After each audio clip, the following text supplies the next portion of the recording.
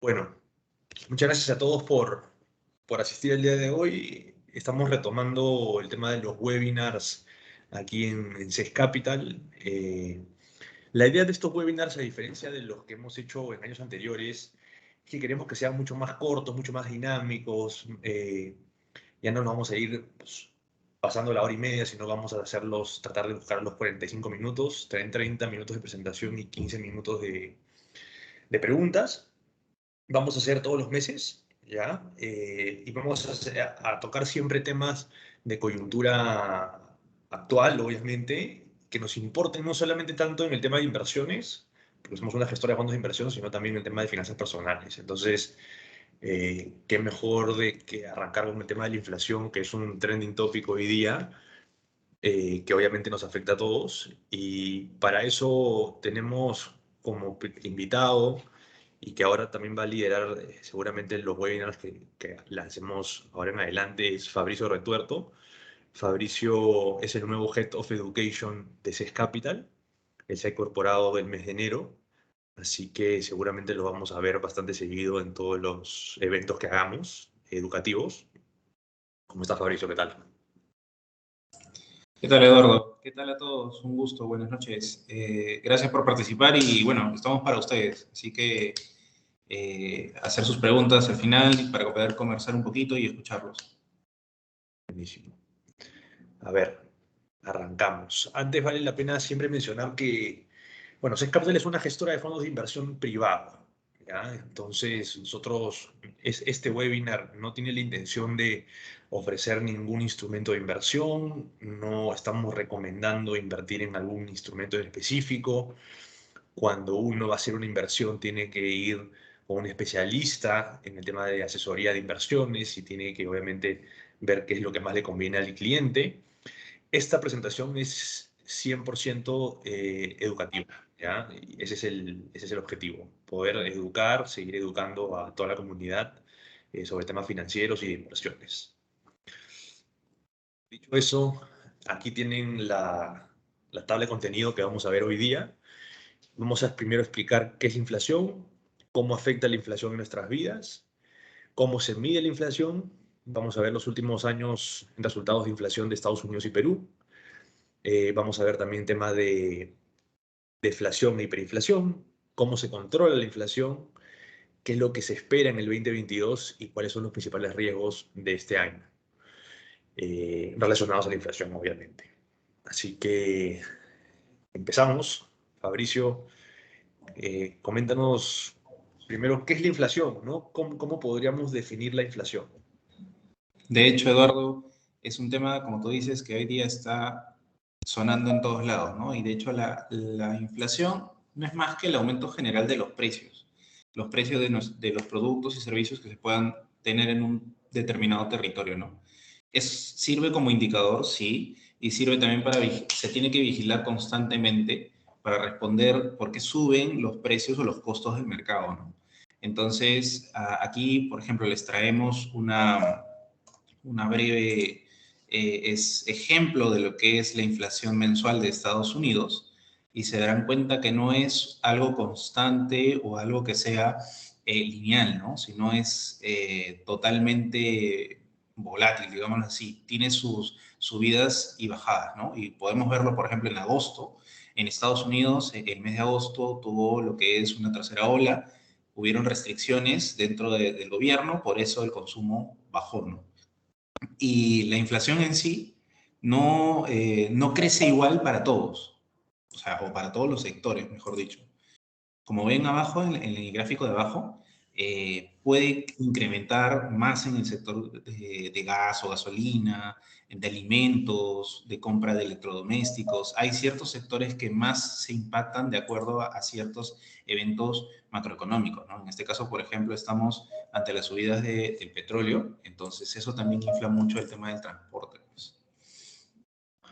Así es. Y vale la pena también recalcar que la inflación, obviamente los titulares de hoy en día, las últimas semanas, meses, son, oye, la inflación se dispara, pero la inflación es buena, ¿ya? Cuando hay inflación, es que hay crecimiento económico. Hablando en términos de crecimiento económico, PBI, que obviamente podemos hablar en otro webinar para entrar a detalle a cómo se mide el PBI. El PBI es cuánto produce más una región, un país, comparándolo con años anteriores. Entonces, cuando hay más producción, cuando se genera más riqueza en un país, normalmente hay inflación, porque el consumo es parte del PBI, ¿ya? Es parte del crecimiento económico. Es una parte muy importante el consumo, es decir, las compras que hacen las personas, las familias dentro de un país. Entonces, si es que hay demanda por bienes y servicios, cuando tú demandas algo, un producto o un servicio, ¿qué va a ocurrir? Va a haber una escalada en el precio de ese producto y ese servicio. Entonces, eso es sano tener inflación, ¿no? El tema es que la inflación hoy en día está un poco desbordada, ¿no? Y eso es lo que vamos a entrar a entender un poco más. Eh, entonces, ¿cómo afecta, Fabricio, cómo nos dirías que afecta la inflación nuestras vidas? De hecho, como lo acabas de mencionar, hay ciertos productos que se van a demandar más y esos son los que van a costarte más aún. Entonces, si por ejemplo, acá te traemos una simulación de un costo de una canasta en el 2021, por ejemplo, en base a estos productos, ciertas verduras, leche, pan, arroz, huevos, queso, ¿no? Eh, Toda esta canasta te puede costar 307 soles con 48, ¿no? En el 2021.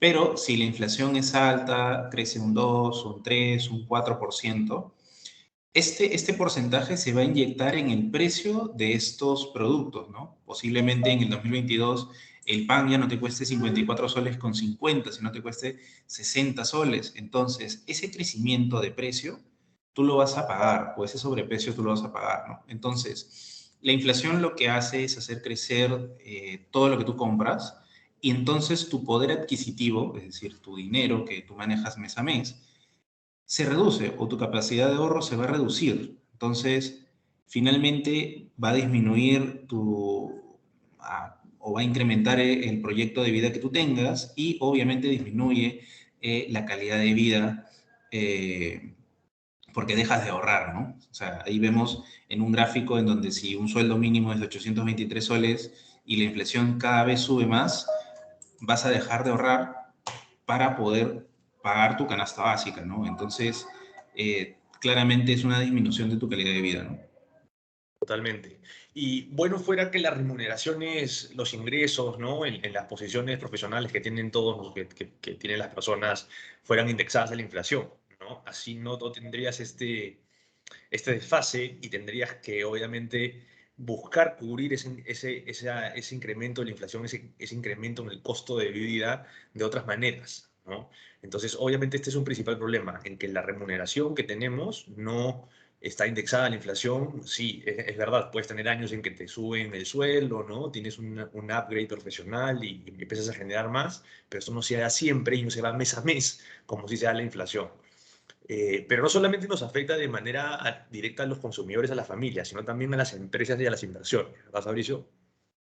Correcto, de hecho, es un todo, ¿no? Entonces, como afecta a un país en sí, a las empresas les afecta en todo lo que es su cadena de suministros.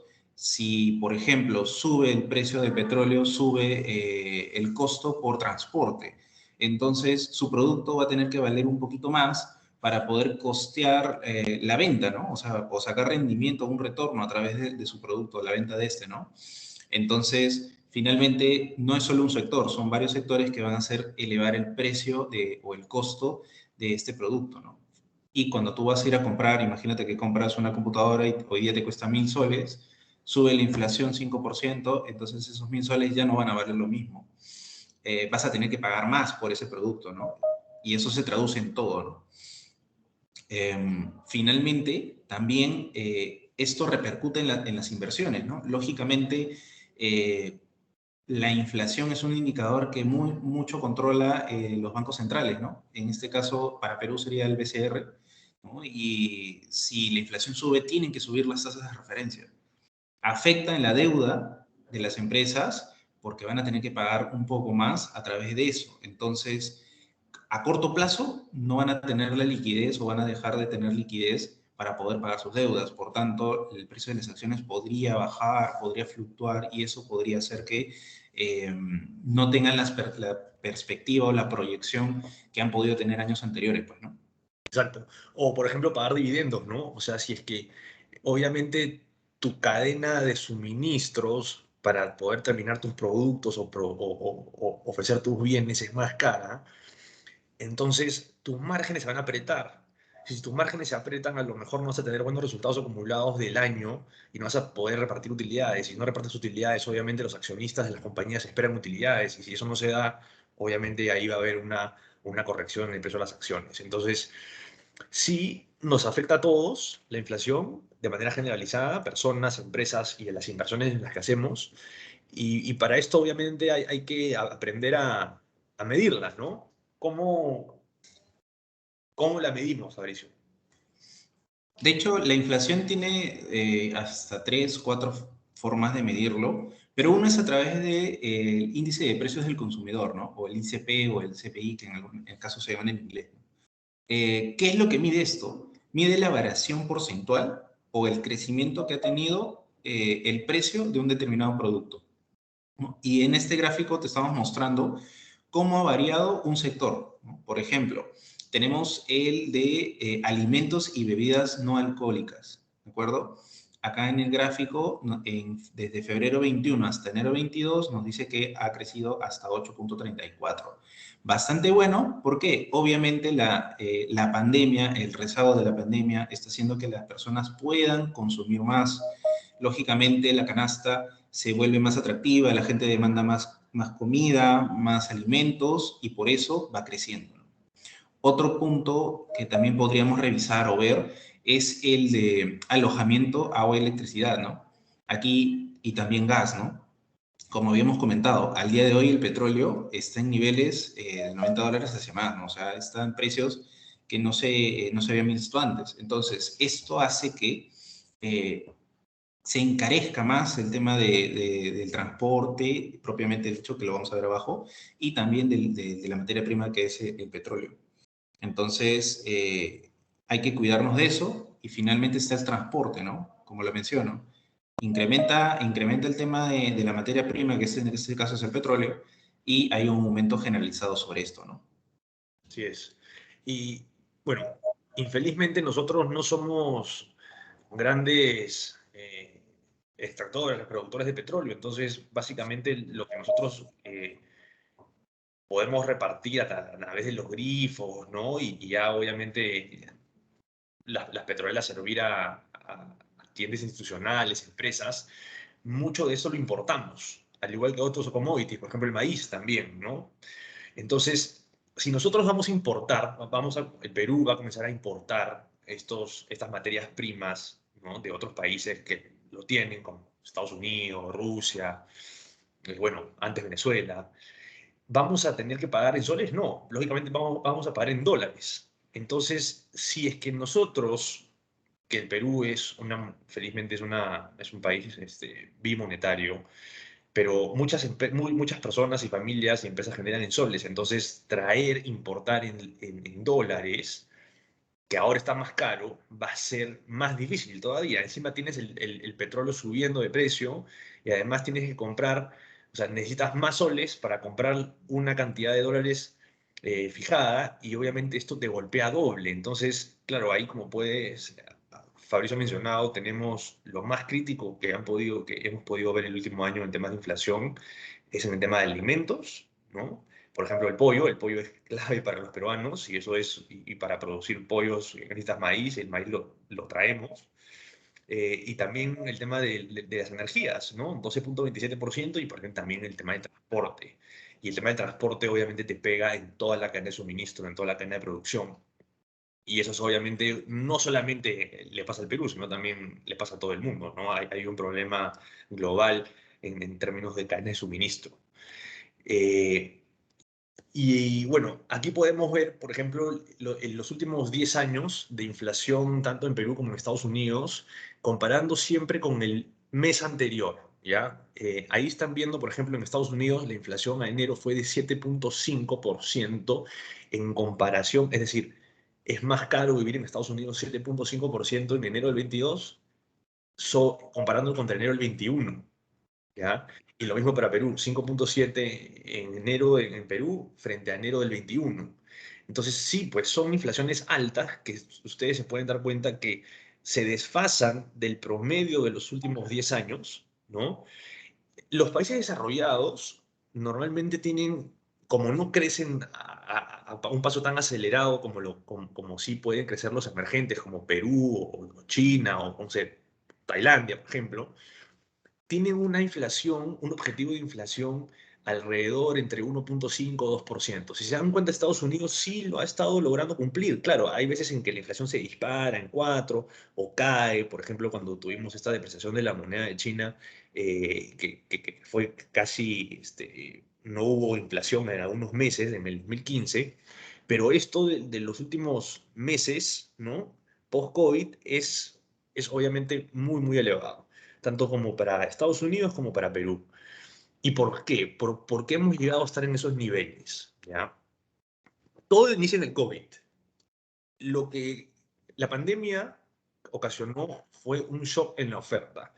Los gobiernos en todo el mundo, algunos más estrictos que otros, obligaron a que las operaciones, a que se paralicen, a que la gente se quedara encerrada en las casas. ¿Ya?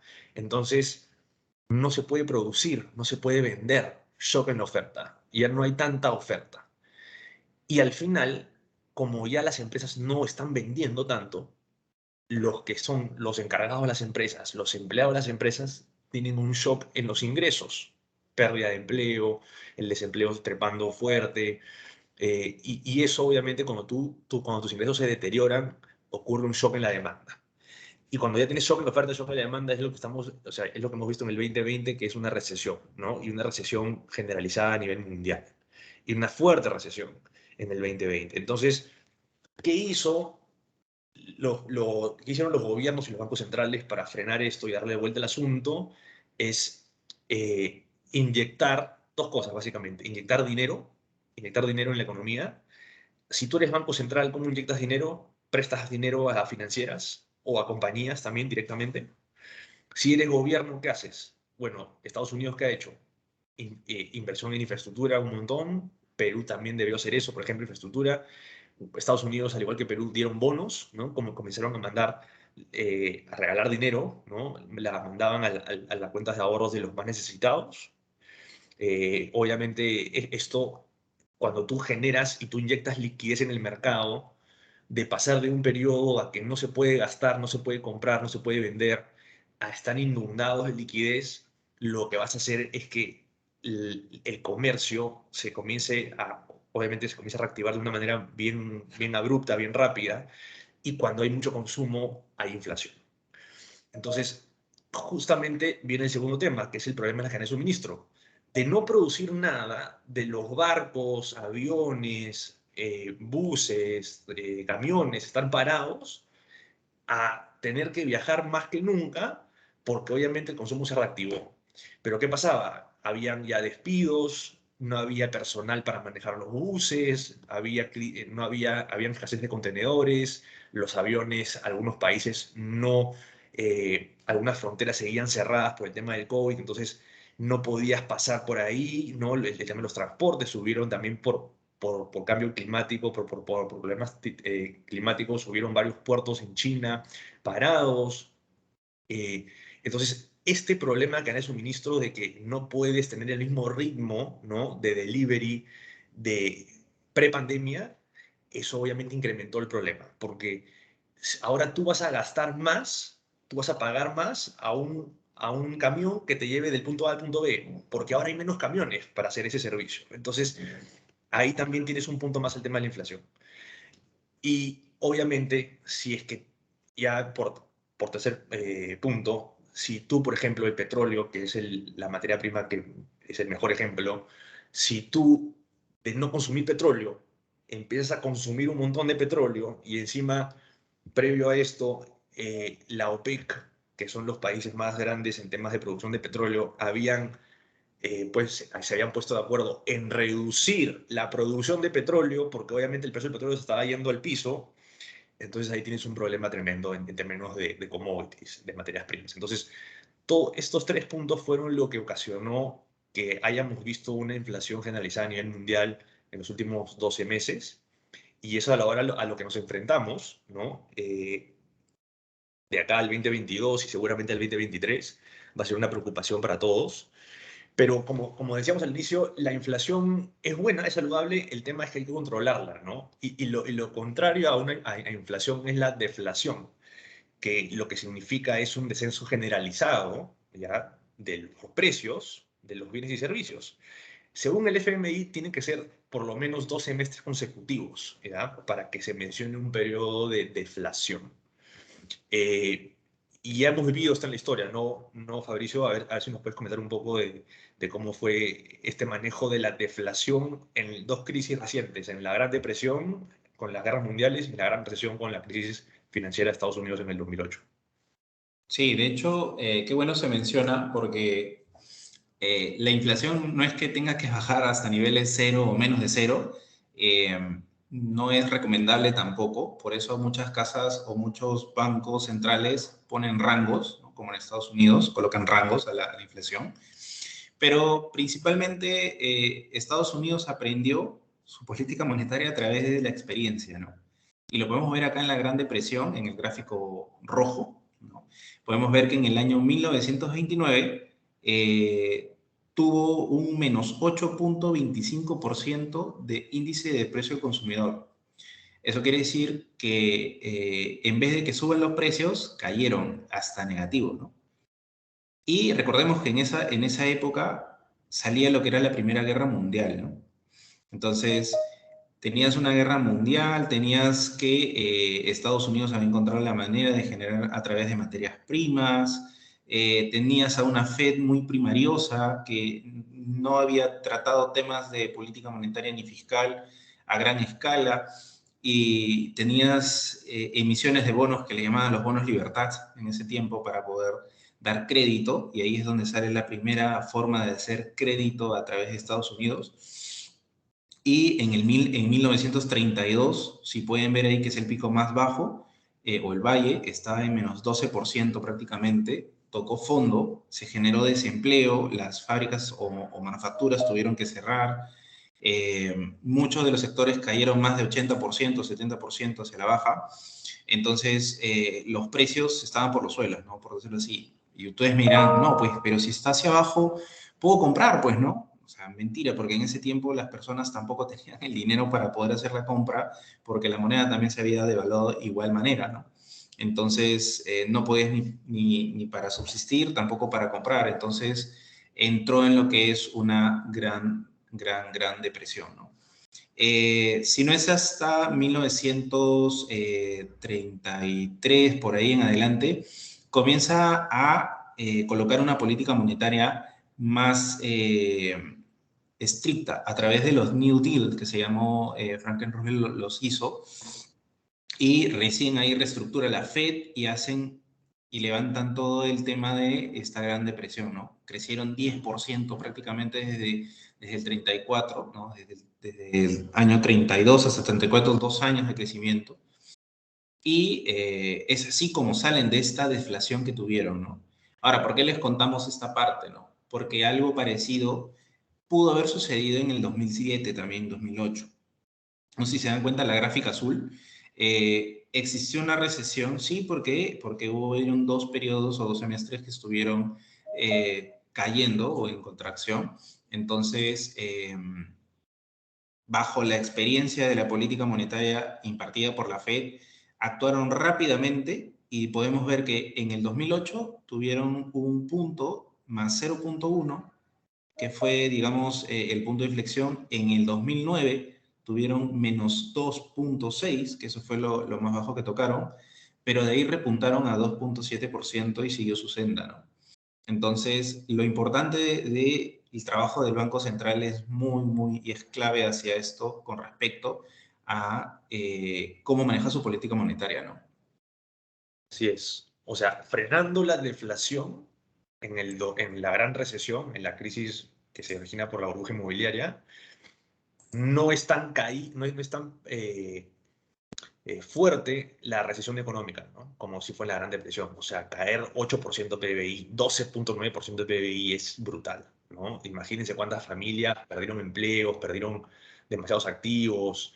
En cambio, si bien es cierto la gran recesión del 2008-2009, también pudo entrar en esto porque fue una crisis financiera súper fuerte donde se perdió mucho la credibilidad de las instituciones financieras, controlando la inflación y permitiendo que rápidamente recuperar la inflación, es decir, el tema del consumo también, de la comercialización, de girar la economía. Esto no fue una crisis tan profunda y tan duradera, ¿no? Para Estados Unidos. Entonces, ese es un ejemplo de cómo controlando la deflación bloqueas la recesión prolongada. Y bueno, lo contrario también a la deflación, bueno, es la inflación, pero el extremo vendría a ser la hiperinflación, ¿no? Que tampoco es obviamente algo positivo. Y ahí te doy el pase, Fabricio, para que nos expliques un poco esto. Sí, de hecho, uno de los casos más vistos o los que te pueden servir para ver una hiperinflación es Venezuela, de todas maneras. Y es simplemente, la hiperinflación es simplemente la continua o un largo periodo sostenido de subida de precios de los productos y servicios, ¿no? O sea, si la inflación es subida de precios, en este caso la hiperinflación es la subida prolongada, ¿no?, de estos precios, ¿no? Y justo acá parece gracioso, pero a raíz de que, bueno, el país tiene sus políticas hacia el exterior, Bloomberg determina un indicador que le llama café con leche.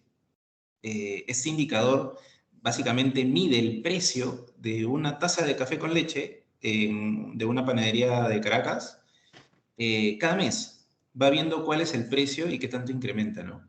Entonces, acá nosotros le traemos un cuadro desde septiembre del 19, ¿de acuerdo? Y podemos ver que en diciembre o en enero del 2021, una taza te podía costar 2 millones de bolívares. Ojo, 2 millones de bolívares. Y hacia finales de febrero, o sea, es una data actual de febrero de 2022, la tasa te puede costar cerca de 9 millones de bolívares. O sea, 9 billones de bolívares, casi más de un 300% de crecimiento sobre el precio de una taza de café, ¿no? Importante verlo porque el salario mínimo dentro de Venezuela prox es de 2 millones de bolívares, ¿no? Así que creo que Edu me contesta que eran como 5 meses que teníamos que trabajar para pagar una casa, ¿no? Una Una, taza de una café, taza, una increíble. taza de café. Sí. Y ojo, Fabricio, que esta gráfica solamente es desde el 2019 hacia adelante. Porque si entramos a partir de que todo en Venezuela comienza a deteriorarse, que fue a inicios de los años 2000, obviamente la gráfica es, o sea, el empinamiento es mucho más pronunciado, ¿no? Y bueno, vivir en un país como este, teniendo esa capacidad adquisitiva que todos los días, porque esto es algo de todos los días, o sea, cada vez, todos los días tú pierdes poder adquisitivo, obviamente es inviable. Y también vale la pena resaltar que sí, o sea, este es el caso más fuerte de hiperinflación en toda la historia de la humanidad. Y el segundo caso más fuerte fue el Perú en los 80s, durante durante el primer gobierno de Alan. Entonces, no es que estemos muy lejanos de una crisis como esa. Ya hemos vivido algo por el estilo, ¿no? Que obviamente le logramos dar la vuelta al asunto, ¿no? Eh, pero entonces, ¿cómo controlamos esto, Fabricio? ¿Cómo podemos controlar el tema de la inflación, de que no tener una hiperinflación y tampoco tener una deflación? Justamente cuando estábamos conversando lo de la deflación, hablamos de políticas monetarias. Es uno de los trabajos principales de los bancos centrales, la política monetaria. También está la política fiscal y ver un poco más allá del empleo, ¿no? Pero si nos centramos en la política monetaria, esta puede ser expansiva o contractiva, dependiendo cómo esté el país en este tiempo, ¿no? Entonces, los artilugios o las fórmulas que utiliza o las formas que utilizan los bancos centrales para aplicar una política monetaria es a través de las tasas de interés y o la oferta monetaria, ¿no? Eso quiere decir que si veo mucha liquidez en el mercado, hago lo necesario para retirarlo. Emito deuda, emito bonos o giro, digamos, encaje bancario hacia los bancos del país, ¿no? Entonces, si hacemos la fórmula de la tasa de interés, Hay que tener en cuenta que la inflación, mientras más sube, la tasa de interés debería estar por arriba o tratar de estar por arriba para poder no perder el valor del dinero, ¿no? Pero esta subida de tasa de interés no es que, por ejemplo, ahorita Estados Unidos estamos hablando de 5,7, 6%, que se puede ir hasta 7% de inflación, y ahorita Estados Unidos desde un 0% se va a ir hasta 7, ¿no? Esto no se puede hacer. Si lo hacen, generan un estrés o una hecatombe dentro de los mercados. Siempre las subidas de tasa tienen que ser exponenciales y pausadas y sostenibles en el tiempo. Si se dan cuenta, esta es la curva, por ejemplo, de la estimación de la tasa de interés hacia enero de 2023. Y si se dan cuenta, la curva está prácticamente lineal, ¿no? Un poco más hacia arriba, sesgada, y forma una pequeña curva, ¿no? Hasta 1,8, que es lo que se pretende, ¿no? Entonces, esto se hace ¿para qué? Para que las inversiones no se espanten, para que puedan tranquilamente corregir y poder aumentar, digamos, en el tema de la política monetaria, ¿no? Así es. Entonces, lo que esperamos y lo que no solamente es CES, sino lo que esperan en realidad todos los grandes analistas, fondos, bancos de inversión en el mundo es que haya una subida de tasas de interés, ¿no?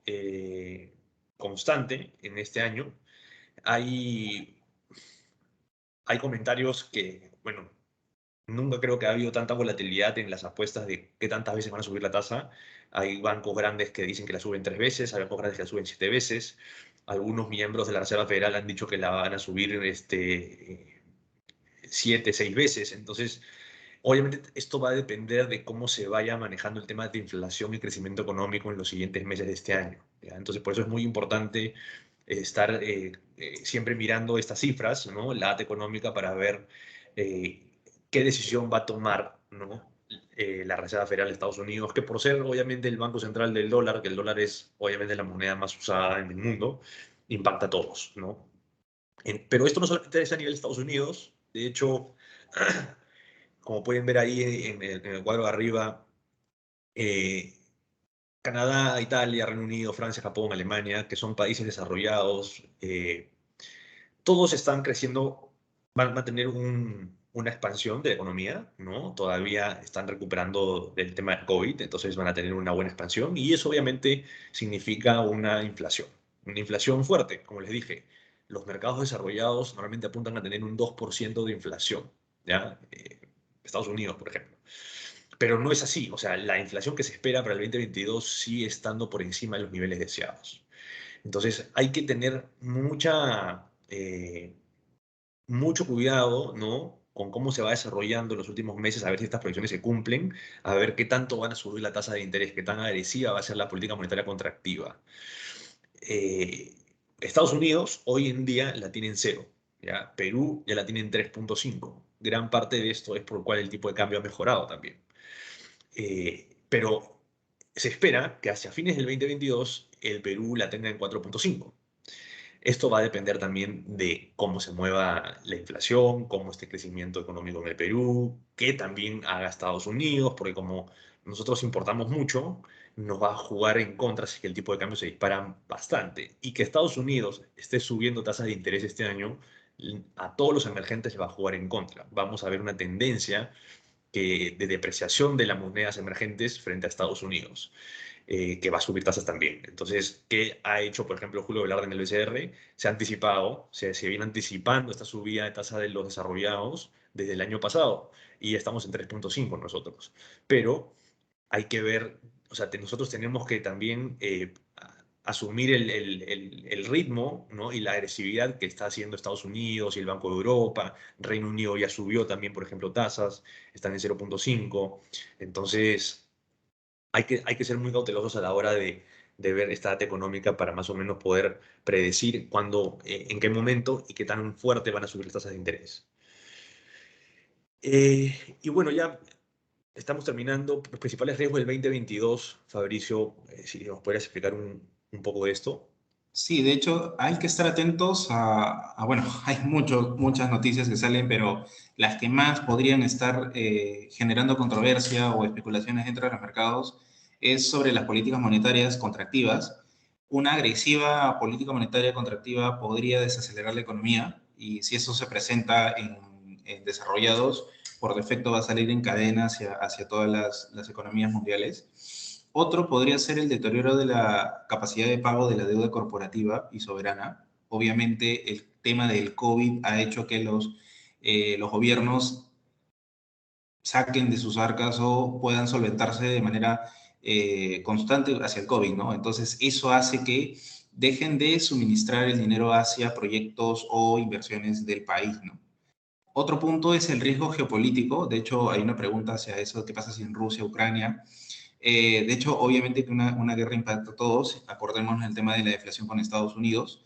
Eh, Sin embargo, hace último están más tranquilos. De hecho, Rusia ha sacado algunas tropas, Ucrania ha hecho lo mismo. Están como que más pensativos con el asunto, ¿no?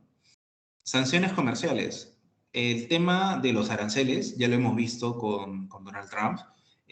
Obviamente poner más aranceles a las empresas tecnológicas o otros sectores haría que los precios de los productos obviamente incrementen, ¿no? E imagínense traer una computadora norteamericana hacia acá, obviamente el precio va a ser mucho más alto, ¿no? Entonces para nosotros la inflación sería el doble prácticamente ahí, ¿no?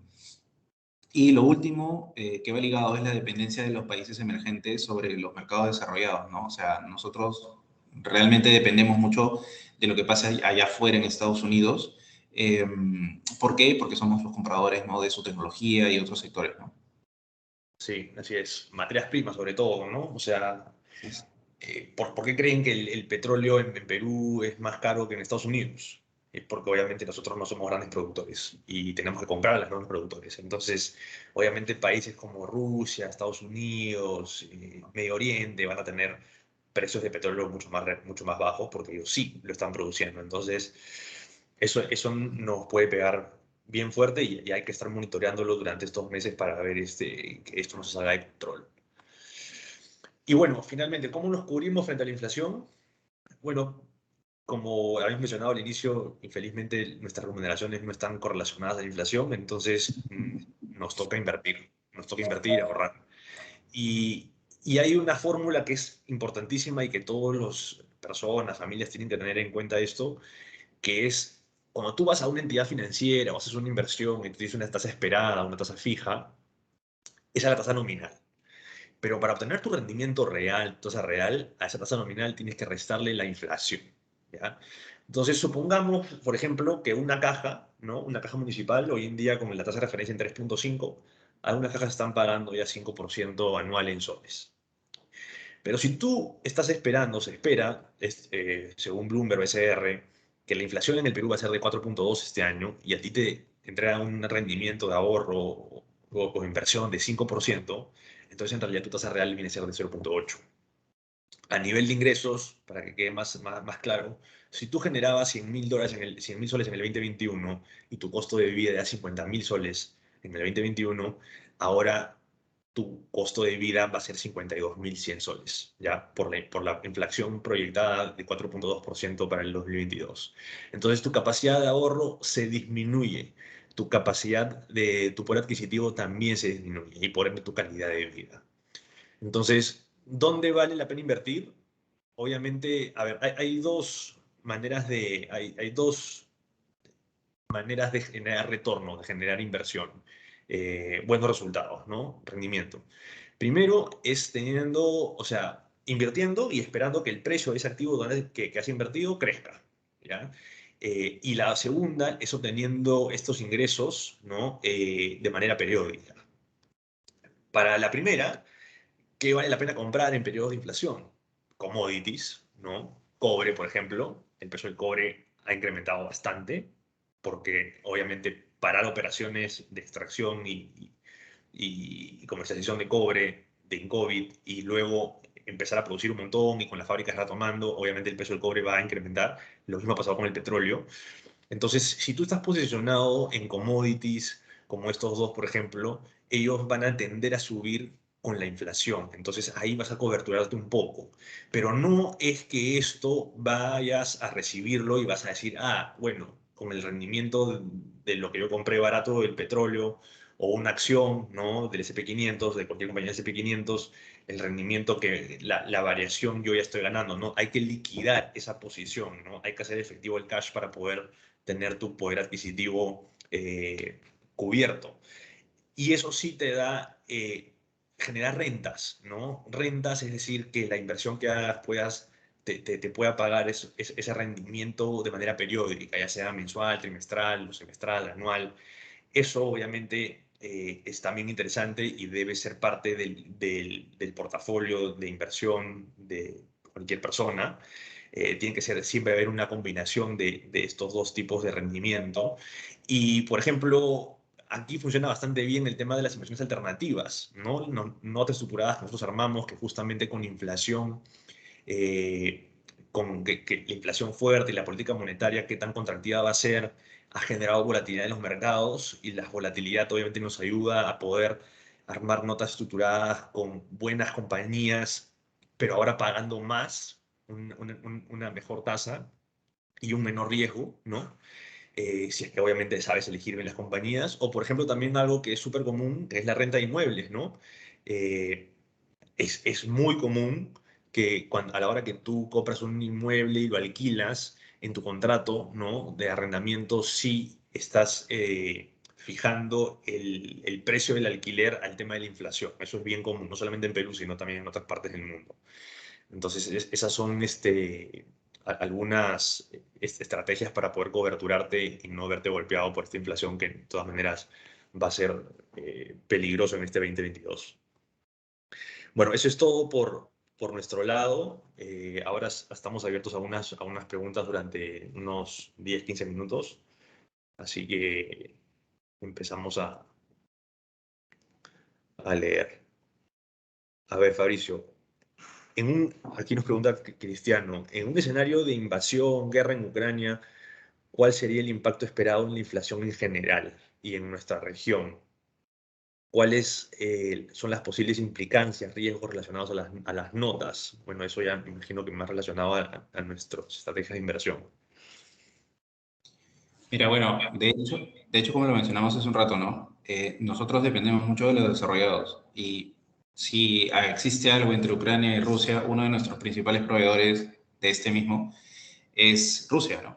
Entonces, al cerrar esa puerta, nuestros precios acá dentro de petróleo van a incrementar, ¿no? Entonces, por ahí que la inflación nos va a atacar hacia a través de ello, ¿no?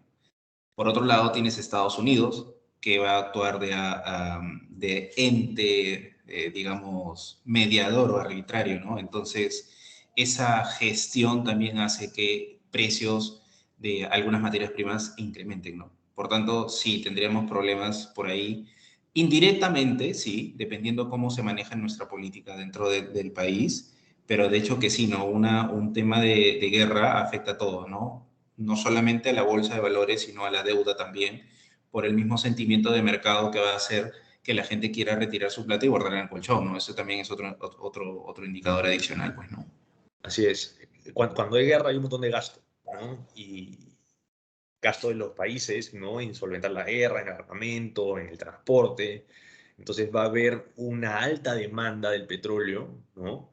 Una alta demanda en el precio del petróleo y obviamente el precio va a incrementar y obviamente eso nos va a traer problemas en la cadena de suministro a todos, ¿ya? A todos los sectores que obviamente tengas que transportar algo. Entonces eso obviamente sería un gatillante de inflación eh, que obviamente, porque es que está ahorita, por ejemplo, creo que hoy día o mañana habla el canciller alemán Olaf con Putin, que es justamente para no llegar a esto, porque sí son conscientes de que obviamente un enfrentamiento bélico no solamente los golpea a los miembros de la OTAN y a Rusia, sino en general a todos. Entonces, sí hay diálogo, no es que la guerra sea inminente. En este fin de semana hemos visto que se han retirado algunas tropas de las fronteras, entonces parece que están conversando, pero obviamente no, no podemos tener la certeza que ya ese riesgo ya está pagado, ¿no? Para nada. ¿Cuál es el impacto de las notas de SEST? O sea, cuando va a haber un tema de inflación y se va a esperar que la inflación va a ser más fuerte en el corto plazo, mencionando, por ejemplo, no sé, que la guerra dure un mes, 2 meses, 3 meses, obviamente va a haber expectativa de que la política monetaria sea más dura y por ende la valorización de las compañías va a tender a caer. Eh, y obviamente en el corto plazo podemos seguir viendo volatilidad, ¿no? De caída de precios de los subyacentes de renta variable. Eh, y obviamente hay que, en realidad, eso en el corto plazo, ¿no? Te puede poner nervioso, puede a lo mejor generar un pánico, ¿no? De cortísimo plazo, pero obviamente eso va a traer muchas oportunidades también. Entonces, colocarnos más en sector relacionado al petróleo, más en sectores relacionados a los commodities, a los alimentos, ¿no? Todo lo que se consume cuando hay guerra, ¿no? Commodities, petróleo, energía, eso obviamente va a repuntar, mientras que otros sectores, como por ejemplo el turismo, podría flaquear en el cortísimo plazo. Eso es. Una alternativa para protegerse de la inflación es comprar commodities y luego vender para realizar la ganancia. ¿Cómo saber cuándo es momento de vender? Ese es el único problema. Sí, eso es la gran pregunta, ¿no? En realidad no es que tú puedes saber exactamente en qué momento comprar o en qué momento vender.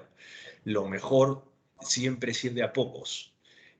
Hacer compras periódicas, ¿no?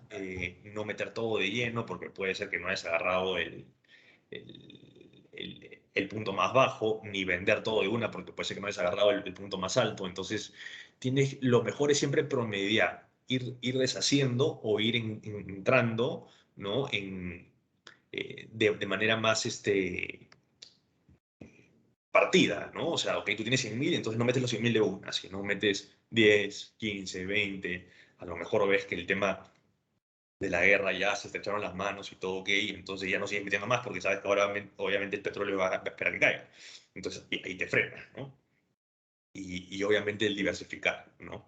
La diversificación siempre es clave en todo lo que es inversiones, ¿no? Para disminuir el riesgo. Ahora, algo importante, de hecho la guerra está presente, ¿no? Y puede pasar, ¿no? Está lo del tema de Estados Unidos con Irak, que puede haber pasado, Corea del Norte con Corea del Sur, puede ser, cualquier hecatombe por ahí sucede, ¿no? Pero lo que tenemos que preocuparnos es que la inflación es bueno verla, medirla, ver a través del ICP, todo, porque así nos da una guía de dónde debemos invertir y qué buscar con nuestro dinero. No solamente tener una cuenta de ahorros o un depósito a plazo, ya hemos hecho el estudio, ¿no? Que creces menos de 1% si es que tienes un depósito de 5, ¿no? De 4,5%. Entonces, la idea es que busques un rendimiento que te dé más, ¿no? Que te dé más a futuro, porque inclusive tus objetivos también van a tener una inflación. Si tú, por ejemplo, estás ahorrando hoy día y lo tienes en una cuenta de ahorros, bueno, tendrás 0,5, 0,1 de retorno, ¿no? Y si lo pones en un depósito a plazo, igual, 4%. Pero imagínate que me digas después, ese dinero lo voy a usar para el estudio de mis hijos. La educación tiene una inflación casi de 5% dólares anuales. Entonces, tendrías que buscar algo más arriba de eso para poder sopesar la inflación o que tu dinero pierda valor en el tiempo, ¿no? Entonces, es importante esto que estamos viendo para que puedan buscar alguna alternativa de inversión que sea más arriba de tus objetivos, ¿no? Así es. ¿Alguna otra duda, pregunta?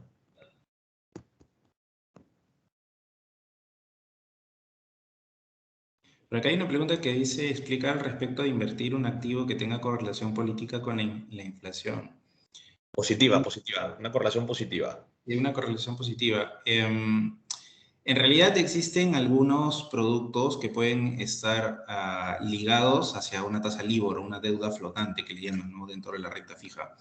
Generalmente esos productos siguen las tasas de interés, ¿no? Porque no son fijas, sino es un porcentaje hacia la tasa LIBOR que la hace flexible, ¿no? O sea, suma una tasa de interés que puede ir creciendo en el tiempo más un spread, ¿no? Un porcentaje ya fijo. Entonces, esos retornos, por lo general, vienen creciendo en cuanto hay unas subidas de tasa como estos, ¿no? Ahora, tan usuales encontrarlos no son. Dentro de la cadena de pagos es bien complicado encontrarla, ¿no? Así es. ¿Alguna? No sé si me está pasando alguna pregunta más. Creo que no.